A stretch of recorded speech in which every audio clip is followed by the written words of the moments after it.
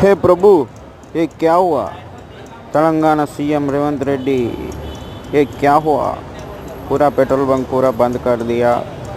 Public कष्टालु पाल हो गया। Petrol लेकर कष्टालु पाल कर दिया। ये क्या हुआ? पेट्रोल बंक पूरा बंद क्यों कर दिया? मेरे को समझ में नहीं आया, मगर देखना पड़ेगा।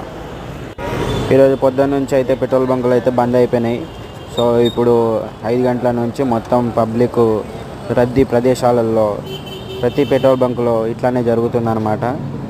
సో అందరూ చూడండి, మీరు పెట్రోల్ కొట్టించుకుంటే మీరు ఇంటి దగ్గరనే ఉండండి, కొట్టించుకోకపోతే ఇట్లా పెట్రోల్ బంక్ చుట్టూ తిరగండి.